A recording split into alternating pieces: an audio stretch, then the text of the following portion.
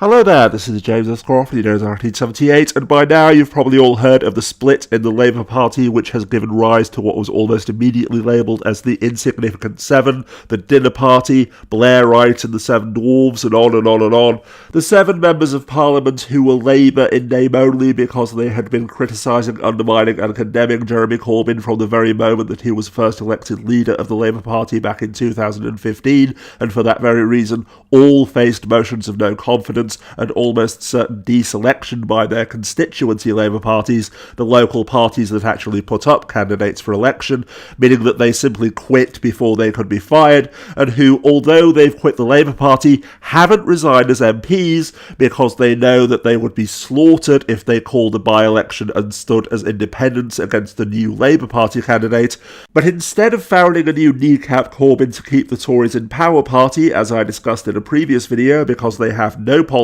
and can't even agree on who should be the leader of such a party, have formed the Independent Group, the most boring and irrelevant political non-entity since Futurama brought us The Neutral Planet. A registered company, not a political party, meaning that it doesn't have to disclose any details about its donors, which, just as Trump's fake national emergency and almost everything else that he ever says or does exists primarily to distract us from the Mueller investigation, exists primarily to distract us from the Tories' endless string of bad news, fuck-ups and confessions, and may possibly, if its handful of members stand in marginal seats for the express purpose of splitting the Labour vote at the next general election, may allow the Tories to cling on to power for another term. However, even if it does ultimately become a genuine political party with more than a token number of Tory MPs quitting to join it, meaning that it won't merely be a new kneecap Corbyn to keep the Tories in power party, and isn't simply absorbed by the equally irrelevant Liberal Democrats,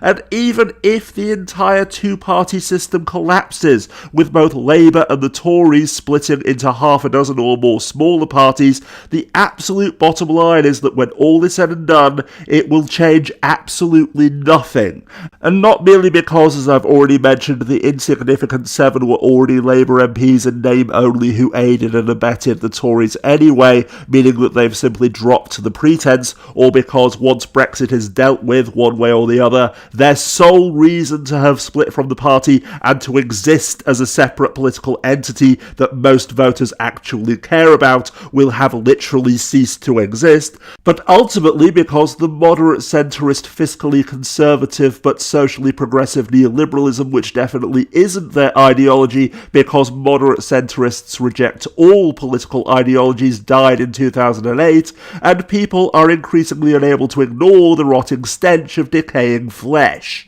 Indeed, the moderate third way centre ground on which Blair and in the US Clinton and Obama built their majorities is now a graveyard, and once Brexit is over, everyone who isn't on what some people describe as the hard left will be increasingly politically homeless, existing solely to criticise, fearmonger against, attack and condemn what is the new centre ground of taxing the rich, properly funding the NHS, education and the welfare state, tackling climate change, guaranteeing a real living wage, renationalising public services that never should have been privatised in the first place, and so on. On the other side of the Atlantic as well, the popularity of raising taxes on the rich and Medicare for all, even among Republican voters, means that not only are the Republican Party's days increasingly numbered, but the moderate centrist neoliberal Democrats' days are increasingly numbered as well. Because even if the establishment, or whatever we choose to call it, achieves its ultimate goal of never allowing Jeremy Corbyn to set foot in number 10, foolishly believing that once he is gone, they can return to business as usual, just as American conservatives are now fanatically obsessed with attacking and destroying Alexandria Ocasio-Cortez, these politicians are not the cause, they are the symptom. They are merely the figureheads of the new normal. And while the zombie corpse of neoliberalism may manage to cling to power for a few more years or even a few more decades, screaming Venezuela, Hitler was a socialist and there is no alternative, they cannot continue to deny the reality that we have already passed peak neoliberalism forever, that having long since passed to the point beyond which the dogma of continual growth and profit at all costs benefited ordinary people, the only way that these bloated parasites can continue to grow and turn a profit is to continue robbing us blind and stripping us all of our rights, meaning that it's only a matter of time before we finally bury this stinking corpse, because to quote David Pilling in his book The Growth Delusion, only in economics is endless growth seen as a virtue. In biology, it is called cancer.